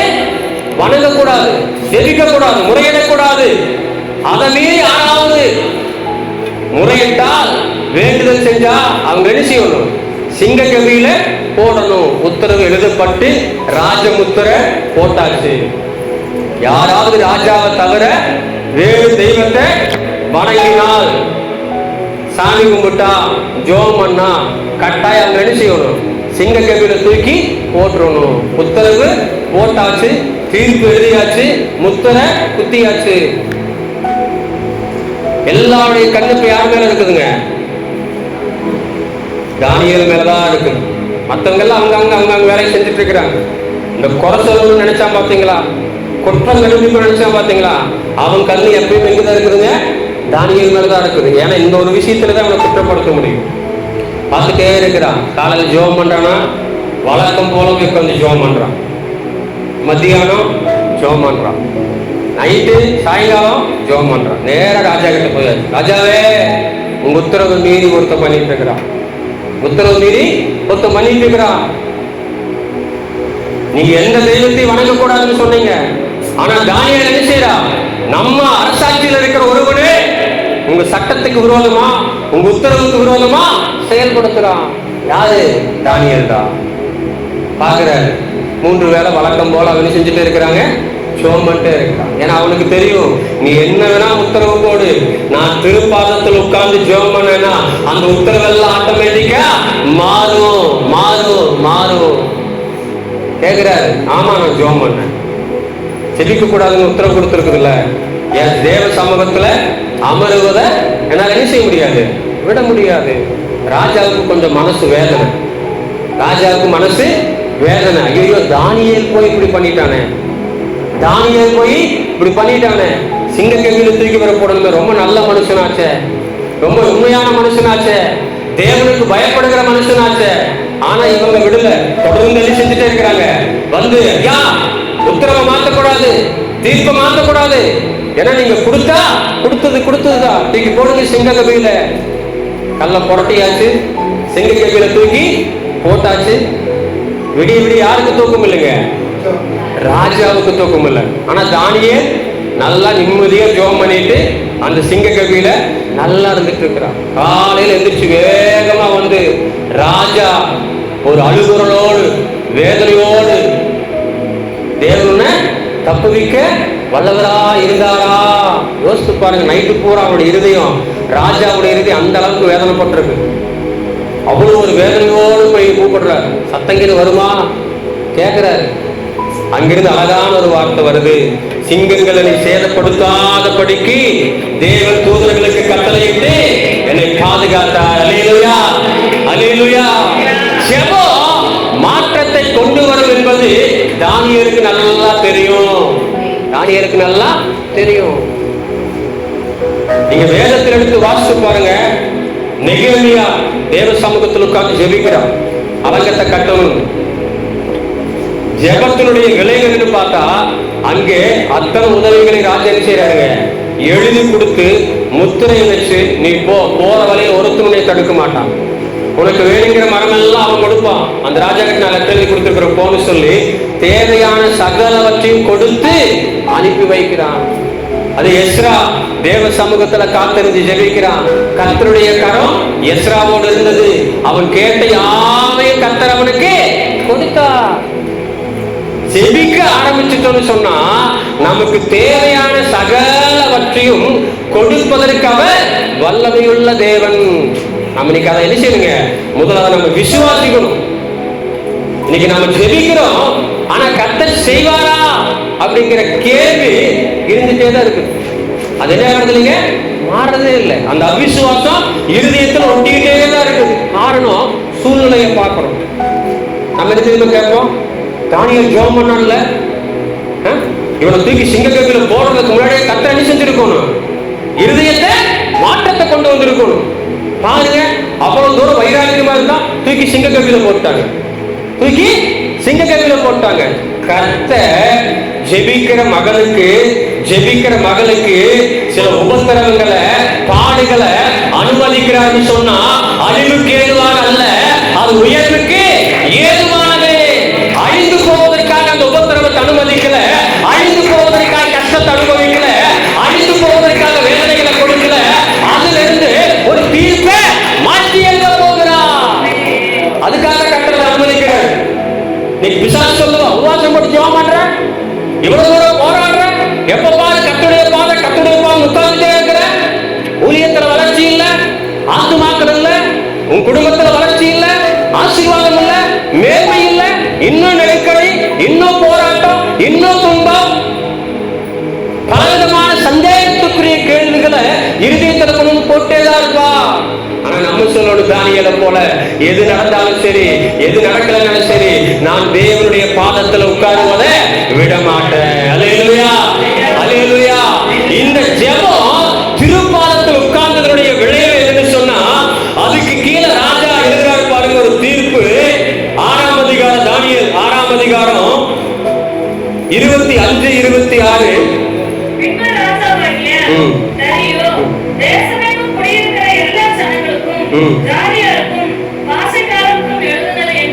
என்னவென்றால் என் ராஜ்யத்தின் ஆளுகைக்குள் எங்கும் உள்ளவர்கள் யாவரும் தானியேலின் தேவனுக்கு முன்பாக நடுங்கி பயப்பட வேண்டும் என்று தீர்மானிக்கப்படுகிறது. அல்லேலூயா. கையை தட்டி சொல்லுங்க. எந்த ராஜா என்ன தமிழர் யாரையும் முறையிடக்கூடாதுன்னு சொல்லி எழுதி முத்திர போட்டானோ அதே ராஜா இப்ப தீர்ப்பெழுதுறாரு. தானியேலுடைய தேவனுக்கு முன்பாக எல்லாரும் பயந்து நடுங்கணும். தீர்ப்பை மாத்தி எழுத வைத்தது எதுங்க? தானியேலுடைய முயற்சியா? திருப்பாதத்துல முழங்கால் படியிட்டு ஜெபித்து ஜெபம். இன்னைக்கு நீங்களும் நானும் யோசிக்கலாம், கை மீறி போயிடுச்சு. என்ன ஆயிடுச்சுங்க? கை மீறி போயிடுச்சு. இனிமே மாத்துறதுக்கு வழி இல்லைங்க. இனிமே அவன் மாறுறதுக்கு வழி இல்லை. இனிமேல் திருந்துறதுக்கு வழி இல்லை. ஏதோ ஆரம்ப ஸ்டேஜ் அப்படின்னா யோசிக்கலாம். எல்லாம் மீறி போயிடுச்சுங்க.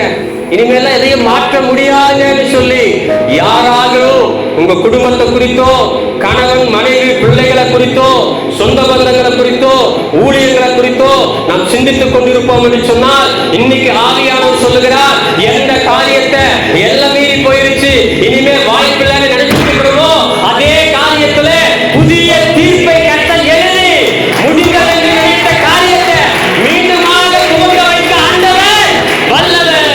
ஆண்டவர் வல்லவர், ஆண்டவர் வல்லவர். இங்க மொர்தெகாய் யோசிக்கிறா, எஸ்தர் யோசிக்கிறா, எல்லா நாட்டுக்கு போயாச்சு, இனிமே வாய்ப்பு இல்லை, மாறாது, எல்லாரும்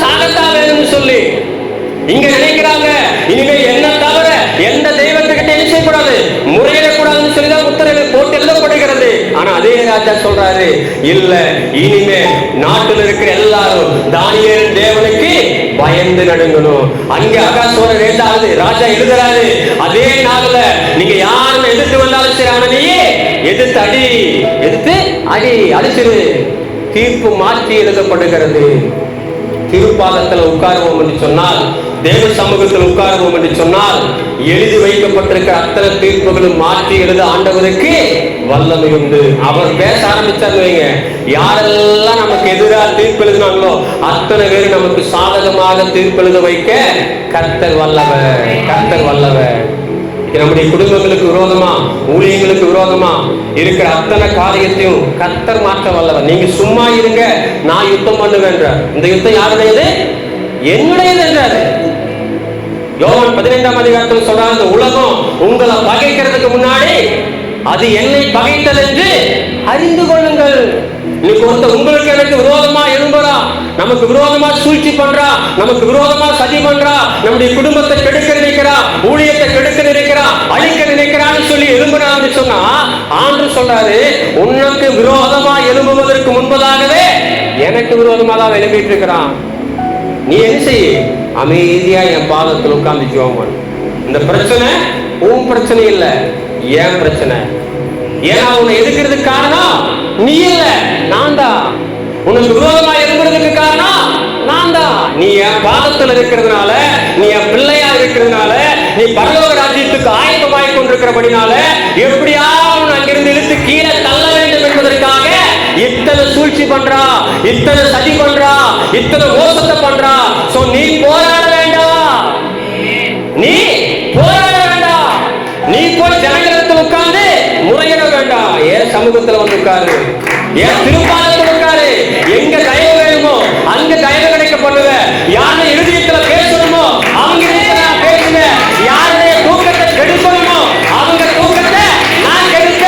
எந்த கையில தீர்ப்பு மாற்றி எழுதணுமோ அந்த கைகளை மாற்றி எழுத வைக்க வல்லமை எனக்கு உண்டு. என் திருப்பாதத்துல காத்துரு, திருப்பாதத்துல காத்துரு. கடைசியா ஒரு காரியம், திருவசனம். தீர்மானம் எடுத்தா பத்தாது, தேவ சமூகத்தில் உட்கார்ந்து ஜெபம் பண்ணா பத்தாது. இந்த வேத வார்த்தைக்கு என்ன செய்யணுங்க? கீழ்ப்படியணும். வேத வசனத்துக்கு கீழ்ப்படியணும். இன்னைக்கு நிறைய நேரத்துல நம்ம எங்க தோத்து போற தெரியுமா? இந்த வேத வார்த்தைகளுக்கு கீழ்ப்படுகிறதுல தோற்று போகிறோம். நல்ல தீர்மானத்துல இருக்கிறோம், பாஸ்டிங்கெல்லாம் போடுறோம், ஜெபமெல்லாம் டெய்லி காலையிலையும் சாயங்காலம் மதியம் 3 வேளை ஜெபம் எல்லாம் பண்றோம்.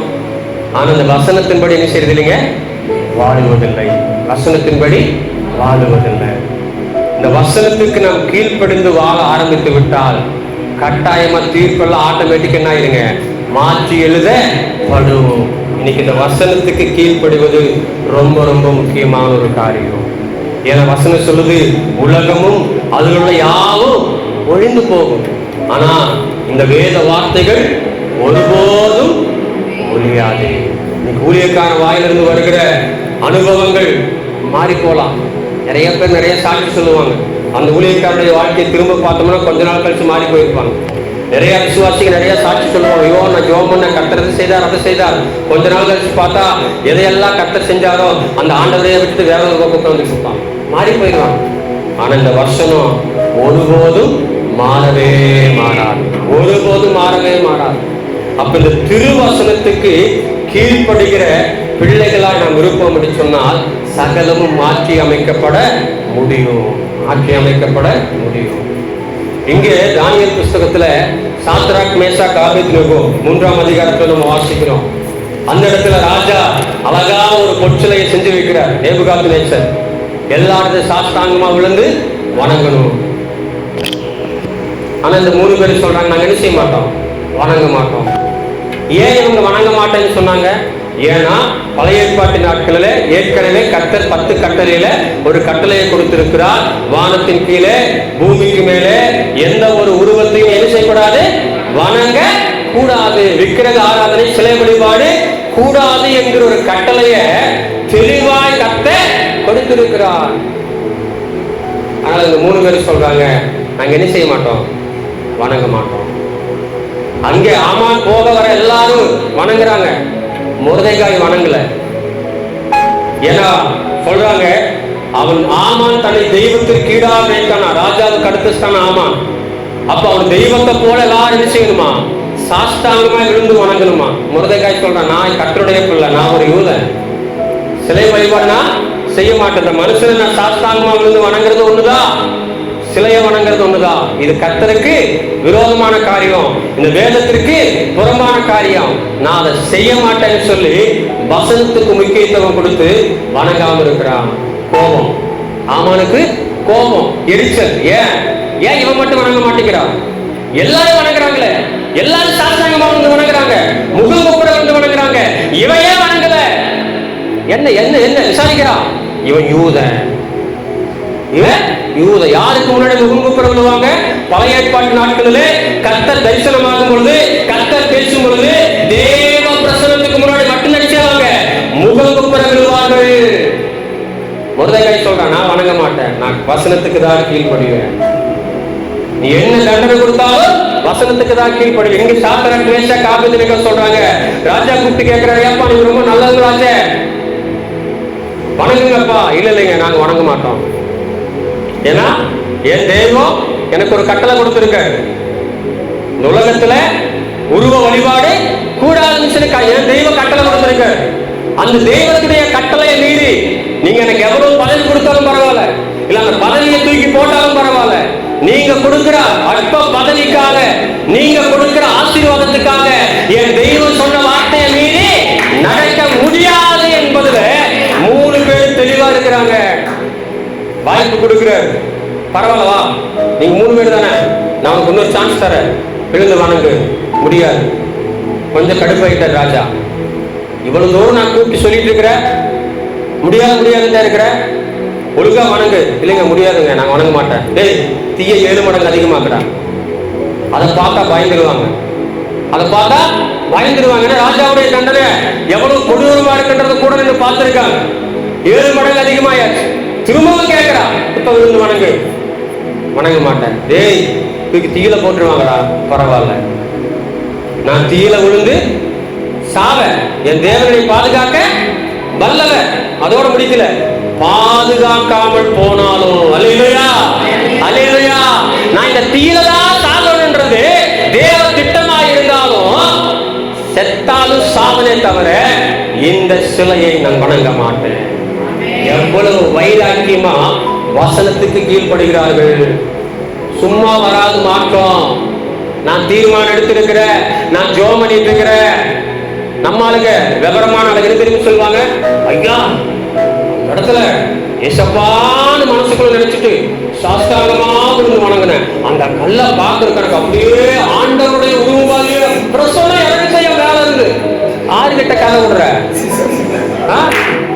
தான் செய்வத தனக்கு சாதகமாய் மாற்றுவதற்காக வைராக்கியம் இல்ல, வசனத்துக்கு கீழ்ப்படைய வேண்டும் என்கிற எண்ணம் இல்ல. தான் செஞ்ச தப்புக்கெல்லாம் ஏசுநாதரை கூப்பிட்டு செஞ்சுக்கிறதுங்க, சப்ப கட்டிக்கிறது.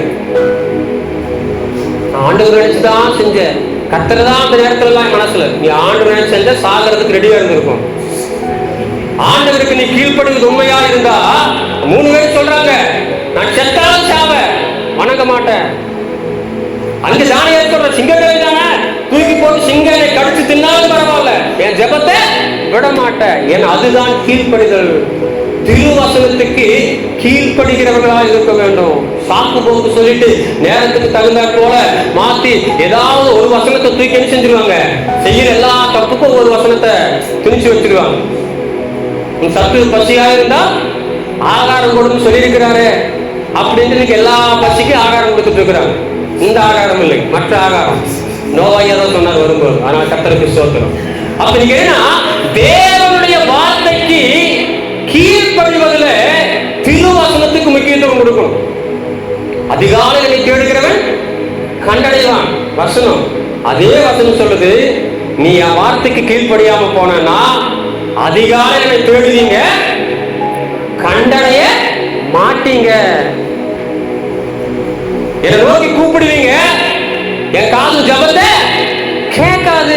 வேதத்தை கேளாதவருடைய ஜபம் கர்த்தருக்கு அருவருப்பா இருக்குது.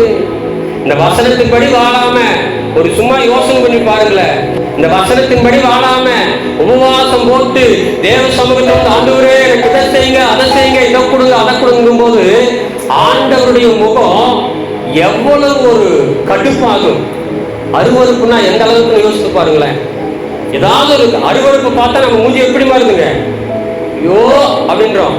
நம்ம முட்டி போட்டு ஜெபிக்கும் போது இயேசுநாதர் முகம் எப்படி மாறுங்க, அருவருப்பா இருக்குதுன்னா அந்த அளவுக்கு. ஐயோ இந்த அம்மாவா, ஐயோ இந்த ஐயாவா, ஓ இந்த ஊழியக்காரனா, வசனத்துக்கு கீழ்ப்படிய மாட்டான், வசனத்தின்படி வாழ மாட்டான், சும்மா மணி கணக்கில் வந்து உட்கார்ந்து சும்மா பொழந்துன்னு பொழம்பிட்டே இருப்பானே, அருவருப்பா இருக்கிறது. வசனம் சொல்றத நான் சொல்றேன். இன்னைக்கு நீங்களும் நானும் வேதத்தை கேளாமல் இந்த வேத வார்த்தைக்கு கீழ்ப்படிய வேண்டும் என்கிற வைராக்கியம் இல்லாம எத்தனை பாஸ்டிங் போட்டாலும், எத்தனை உபவாசம் போட்டாலும், எவ்வளவு தூரம் பிரயாசப்பட்டாலும் ஆண்டுடைய பார்வையில ஜீரோ. ஆண்டுடைய பார்வையில ஜீரோ. உலகம் நம்மளை வெளிப்புறத்துல பார்க்குது, உலகிற்கு வெளிப்புறத்துல நம்மளை பார்க்கறாங்க. உலகம் நம்மை குறித்து மெச்சிக்கொள்ளலாம், உலகம் நம்மை குறித்து புகழ்ச்சியா பேசலாம், ஆனா ஆண்டவர் என் அந்தரங்கத்தை பார்த்துட்டு இருக்கார். அல்லேலூயா, அல்லேலூயா. ஆண்டவர் என் அந்தரங்கத்தை பார்த்து கொண்டு இருக்கிறார். நான் எந்த அளவுக்கு கர்த்தருடைய வார்த்தைக்கு கீழ்ப்படுகிற, எந்த அளவுக்கு நான் கீழ்ப்படியாம இருக்கிற யாருக்கு தெரியுங்க? ஆண்டவருக்கு தெரியும். என் மனைவிக்கு தெரியாம இருக்கலாம், கணவனுக்கு தெரியாம இருக்கலாம், பிள்ளைகளுக்கு தெரியாம இருக்கலாம், பாஸ்டுக்கு தெரியாம இருக்கலாம், விசுவாசிகளுக்கு தெரியாம இருக்கலாம், ஆனா சகலவற்றையும் வெளியரங்கமாகவும் நிர்வாணமாகவும் பார்த்து கொண்டிருக்கிற தேவாதி தேவனுக்கு நான் எதிரெல்லாம் கீழ்ப்படிஞ்சு நடந்துட்டு இருக்கிறேன். எந்த அளவுக்கு வேத வார்த்தைக்கு முக்கியத்துவம் கொடுக்கிற கர்த்தருக்கு தெரியும். ஆண்டு சொல்லாது, இரவும் பகல் அந்த வேதத்துல தியானமாகுது. வேதத்தை கேட்கிறவா மாத்திரமல்ல, பேசுகிறவா மாத்திரமல்ல, அதன்படி செய்கிறவர்களாக.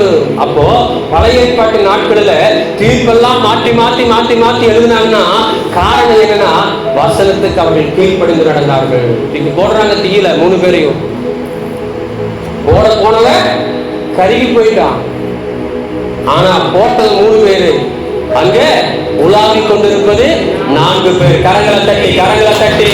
நான் தேவனுடைய வார்த்தைக்கால் கீழ்ப்படிந்து நிற்பேன் என்று சொன்னால், வைராக்கியமா நிற்பேன் என்று சொன்னால், நான் எரிகிற அக்னி சூழல் இருந்தாலும் சரி, சிங்க கெவியில் இருந்தாலும் சரி, எப்படிப்பட்ட சூழல் இருந்தாலும் சரி, என் கூட ஒருத்தர் வந்துட்டே இருப்பாரு. யாருங்க? என் ஆண்டவராகிய இயேசு கிறிஸ்து. யாரெல்லாம் கர்த்தருடைய வார்த்தைக்கு கீழ்ப்படுகிறாங்களோ அவங்க கூட தான் ஆண்டவர் வராரு. நீங்க என்னோடு இருந்தா நான் உங்க கூட இருப்பேன். என்ன அர்த்தம்? என் கூட இருந்தா அப்படின்னா அவர் சொல்றதின்படி நாம நடந்தா, அவர் வேத வார்த்தையின்படி நாம கீழ்ப்படிந்தா அவர் என் கூட வந்துட்டே இருப்பாரு. நீங்க என்னை விட்டுட்டா, என் வசனத்தை நீங்க விட்டுட்டா, என் வார்த்தைக்கு நீங்க கீழ்ப்படியாம விட்டுட்டா, நானும் என்ன செய்வேன்? உங்களை விட்டு விடுவேன். நானும் உங்களை விட்டு விடுவேன். ஏன் தீர்ப்புகள் மாற்றி எழுதப்பட முடியல தெரியுமா? நிறைய நேரம் ஆண்டே வார்த்தைக்கு நம்ம கீழ்ப்படிவதில்லை, திருவசனத்துக்கு முக்கியத்துவம் கொடுப்பதில்லை. உலக பிரகாரமான ஆசீர்வாதம் நம்ம நோக்கம் எல்லாம் என்னங்க? இந்த பூமியில நல்லா வாழணும், செழுமையா வாழணும், ஆசீர்வாதமா வாழணும். நல்லதுதான், தப்பு கிடையாது. கர்த்தர் நல்லா வாழ வைப்பார், ஆசீர்வாதமா வாழ வைப்பார், உயர்வை கொடுப்பார், எல்லாம் தருவார். ஆனா நம்முடைய நோக்கம் இது மாத்திரமல்ல. உனக்காக ஒரு ஸ்தலத்தை ஆயத்தம் பண்ண போற கர்த்தர் ஒரு ஸ்தலத்தை நமக்கு என்ன செஞ்சிருக்கிறாருங்க? ஆயத்தம் பண்ணி இருக்கிறாரு. அங்க நம்ம போய் சேர வேண்டியதுதான் நம்முடைய நோக்கம். அங்க நம்ம போகணும்னா இந்த வேத வசனத்தின்படி நடந்தாதான். திருவசனத்திற்கு யார் முக்கியத்துவம் கொடுத்து கீழ்ப்படுகிறார்களோ அவங்க வாழ்க்கையில, அவங்க சூழ்நிலையில கர்த்தர் கூட வந்து அவர்களை பாதுகாக்கிறவரா இருக்கிறார். 4 பேரா உள்ளாகிறாங்க, வெளியே வந்துட்டாங்க, பாக்குறாங்க, துணியோ முடியோ ஒன்னும் கருகல. அதுக்கு பிறகு ராஜா சொல்ற ஒரு அறிக்கை பாருங்க. அதுக்கு முன்னாடி வந்த அறிக்கை வேற. இந்த சிலையை தவிர எங்கேயும் வணங்க கூடாதுன்ற முத்திரை. ஆனா இப்ப சொல்ற வார்த்தை 3ஆம் அதிகாரம் 28வது வசனம் வாசிங்க.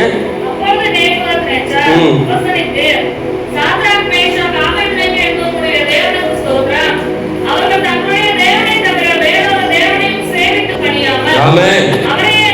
அவரே நம்பி ராஜாவின் கட்டளையை தள்ளி தங்கள் சரீரங்களை ஒப்புக் கொடுத்ததினால் தூதரை அனுப்பி விடுவித்தார். அடுத்த வார்த்தை, சாத்ராக், மேஷாக், ஆபேத்நேகோ என்பவர்களுடைய தேவனுக்கு விரோதமாக தூஷண வார்த்தையை சொல்லுகிற ஜனத்தானும் ஜாதியானும் பாஷைக்கானும் துண்டித்து போடப்படுவான், எரிக்கலமாக்கப்படும் என்று தீர்மானிக்கப்படுகிறது. இவ்விதமாக ரட்சிக்கத்தக்க தேவன் வேறொருவரும் இல்லை. அல்லேலூயா. எல்லாம் கையை தட்டி ஆண்டவருக்கு நன்றி சொல்லுவோம். இவ்விதமாய் ரட்சிக்கத்தக்க வேறொரு தேவன் இல்லை. ராஜா கொடுக்கிறார் சாட்சி. ஏன் கட்டளை கூட என்ன செஞ்சுட்டாங்க? தள்ளிட்டாங்க. ஏன்னா அவங்களுக்கு முக்கியம் பதவி கொடுத்த ராஜாவின் வார்த்தை முக்கியம் இல்ல, படைத்த ராஜாவின் வார்த்தை முக்கியம். அல்லேலூயா, அல்லேலூயா. இன்னைக்கு என்ன செய்யுங்க? அநேக நேரத்துல படைத்த கர்த்தருடைய வார்த்தைக்கு நம்ம முக்கியத்துவம் கொடுக்காம படைக்கப்பட்ட மனிதர்களுடைய வார்த்தைகளுக்கு முக்கியத்துவம் கொடுத்து இதை தூக்கி வீசுகிறோம், இதை தூக்கி வீசுகிறோம். போன வாரத்துக்கு முந்தின வாரத்தில் அருமையான நோவையா அனிசையோட திருச்சபையில கர்த்தருடைய வார்த்தையை கொடுத்தார். மனைவியினுடைய வார்த்தைகளை கேட்டு யாரெல்லாம் விழுந்து போனாங்கன்னு சொல்லி, எந்த ஒரு மனிதனுக்கும் அந்த இடத்துல திரும்ப இது தப்புன்னு சொல்றதுக்கு தைரியம் வரல. இது தேவனுடைய வார்த்தைக்கு விரோதமானது என்று சொல்லுவதற்கு தைரியம் வரல. ஏன்னா எங்கடா எதிர்த்து பேசினா இந்த உறவு இல்லாம போயிருமோ, வேதத்தை குறித்து தெளிவா சொன்னா நம்ம பகையாளி ஆயிருவோமோ, வசனத்தை வசனத்தின்படியா சொன்னா உறவுகள் எல்லாம் நம்மளை புறக்கணிச்சிருமோ. நீங்க என்ன செய்யுங்க? அப்படியே சாஞ்சு சாஞ்சு சாஞ்சு சாஞ்சு ஓடிட்டே இருக்கிறோம். வசனத்தின்படி வாழுகிற ஊழியக்காரங்க, வசனத்தின்படி வாழுகிற கிறிஸ்தவங்க குறைவு, ரொம்ப ரொம்ப குறைவு. அதனாலதான் எழுப்புதல் தாமதித்துக் கொண்டிருக்கிறது. ஜெபங்கள் நிறைய நடக்குது, ஜெபங்கள் நிறைய நடக்குது. வரும்போதுதான் பேசிட்டு வந்தோம். உபவாச ஜெபம், இரவு ஜெபம், தனி ஜெபம், குடும்ப ஜெபம் நிறைய ஓடிட்டே இருக்குது. ஆனா மாற்றங்கள் வரலன்னா ஜெபம் உண்டு, வார்த்தைக்குடைய வாழ்க்கை வேதத்துக்கு கீழ்ப்படிதல் இல்லை. கீழ்ப்படிய வேண்டிய ஊழியக்காரன் கரெக்டா வசனத்துக்கு கீழ்ப்படிஞ்சா, கீழ்ப்படிய வேண்டிய விசுவாசிக கரெக்டா வசனத்துக்கு கீழ்ப்படிஞ்சா கர்த்தர் அங்கிருந்து கொடுக்கக்கூடிய ஆசீர்வாதம், கொடுக்கக்கூடிய தீர்ப்பு முற்றிலும் வித்தியாசமாயிருக்கும், முற்றிலும் வித்தியாசமாயிருக்கும். அப்ப இன்னைக்கு வசனத்துக்கு கீழ்ப்படிவேங்கிற வைராக்கியம் கம்மி, வசனத்துக்கு கீழ்ப்படிவேங்கிற வைராக்கியம் கம்மி. இப்ப தீர்மானம் எடுத்தா போதாது, திருப்பாதத்துல உட்கார்ந்து இருந்தா போதாது, திருவசனத்தின்படி நடக்கவும் ஒப்பு கொடுக்கணும். வசனம் சொல்லுது தன் சரீரத்தை ஒப்பு கொடுத்தான்றார் ராஜா. உயிர் போனாலும் பரவாயில்ல, அக்கினிக்கு தன் சரீரத்தை ஒப்பு கொடுத்துட்டாங்க 3 பேரு. இவ்வளவு தேவதாசர்கள், இவ்வளவு தூரம் கர்த்தருடைய வார்த்தைக்கு கீழ்ப்படிந்து நடந்தவங்க. அந்த தேவனை குறித்து நீ தூஷணமா ஒருத்தனும் பேசக்கூடாது. அல்லேலூயா. நீங்கள நான் உண்மையா கீழ்ப்படிஞ்சோன்னா கவர்மெண்ட் எழுதுவாங்க லெட்டர், இயேசுசாமி குறித்து யாரும் தப்பா பேசக்கூடாது. அல்லேலூயா. கையை தட்டி நம்ம உண்மையா கீழ்ப்படிஞ்சா சபையை இடிக்க கூடாது, சபைகளை அழிக்க கூடாது. உண்மையா உண்மையா உண்மையா வேதத்தின்படி நடக்க ஆரம்பித்தா அங்கிருந்து வாங்க. இயேசுவுக்கு விரோதமாக எவனும் வாழ்ந்து பேசக்கூடாது, ஊழியத்துக்கு விரோதமா பேசக்கூடாது, தேவன் தூசிக்கிற வார்த்தையை பேசக்கூடாது. அங்கிருந்து ஆர்டர் போட வைப்பார் கர்த்தர். மிஸ்டேக் எங்கீங்க? இங்க மிஸ்டேக். ஜெபம் இருக்கிற அளவுக்கு நீங்க என்ன இல்லைங்க? கீழ்ப்படுதல் இல்ல. பரவசத்துக்கு கொடுக்கிற முக்கியத்துவம் பரிசுத்தத்துக்கு கொடுக்கிறது இல்ல. அட்மாஸ்பியருக்கு கொடுக்கிற முக்கியத்துவம் தேவ பிரசன்னத்துக்கு கொடுக்கிறது இல்ல. இன்னைக்கு ஒரு வாடகை, ஒரு குடிசை, ஒரு மரத்துக்கு கீழே சர்ச்சுன்னா வந்து புதுசா வர்றவங்களா இருக்கட்டும், கிறிஸ்தவங்களாக இருக்கட்டுமே, சுத்தி சுத்தி பார்த்து நினைச்சாங்க அடுத்த வாரம் நின்றா உன் பால் எங்க போகுதுங்க? கட்டடத்துக்குள்ள போகுதே தவிர தேவ பிரசன்னத்துல போறதில்ல. மியூசிக் இருக்குதா, கீபோர்டு இருக்குதா, ஆல்பம் இருக்குதா, அதான் நடக்கிறது இல்ல. இவ்வளவு கேவலமான ஒரு வாழ்க்கை வாழ்ந்து கொண்டிருப்போம் என்று சொன்னால் எப்படி வரும் எழுப்புதல்? தேவ வார்த்தைக்கு கொடுக்க வேண்டிய முக்கியத்துவத்தை விட்டுட்டு வெளிப்புறமான காரியங்களுக்கு முக்கியத்துவம் கொடுத்து ஓடிக்கொண்டிருப்போம் என்று சொன்னால் எங்க வர எழுப்புதல்? எப்படி தீர்ப்பு மாற்றி எழுதப்பட முடியும்? முதல் நம்ம மாறணும்.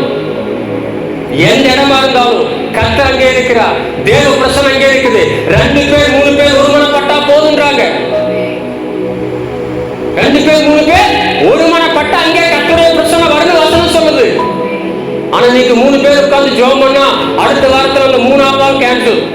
சும்மா 3 பேர் உட்கார்ந்து ஜெபம் பண்ணி என்ன பிரயோஜனம்? அந்த சர்ச்சில் பாரு 100 பேர் உட்கார்றாங்க. 100ல இன்னொன்னு 101 நான் என்ன செஞ்சுக்கிறேன்? ஜெபத்துல போய் உட்கார்ந்துக்கிறேன். உங்களை என்னையும் 101 உட்கார்றதுக்காக அழைக்கல, இந்த 3 100 ஆக்குறதுக்காக அழைத்திருக்கிறார். அல்லேலூயா, அல்லேலூயா. அந்த ஒரு உறுதியோடு இந்த வேத வார்த்தைக்கு நாம் கீழ்ப்படிந்திருப்போம் என்று சொன்னால் கர்த்தர் தீர்ப்புகளை மாற்றி எழுத வல்லவர். அப்படி உங்களை என்னையும் கர்த்தர் அழைத்ததின் நோக்கமே நல்ல தீர்மானங்களை எடுத்து தீர்ப்புகளை மாற்றணும். திருப்பாதத்தில் உட்கார்ந்து தீர்ப்புகளை மாற்ற வைக்கணும். திரு வசனத்துக்கு முக்கியத்துவம் கொடுத்து தீர்ப்புகளை மாற்ற வைப்பதற்காகத்தான் அழைத்திருக்கிறார். அதனால நம்ம சைடுல இருக்கிற தீர்ப்புகள் மாறலன்னா அரசாங்கம் சரியில்லைன்னு சொல்லாதீங்க, தலைவர்கள் சரியில்லைன்னு சொல்லாதீங்க. நான் சரியில்லை, என் தீர்மானம் கரெக்டான தீர்மானம் எடுக்கலையா தெரியுது, நான் இன்னும் ஒழுங்கா திருப்பாதத்தில் உட்காரலையா தெரியுது, நான் ஒழுங்கா வசனத்துக்கு கீழ்ப்படியில போல தெரியுது அப்படி சொல்லி நம்மை நாமே சீர்படுத்திக் கொள்வோம் என்று சொன்னால் நிச்சயமாய் சொல்லுகிற தேசம் நம் வசமாகும். கண்களை மூடி தலைகளை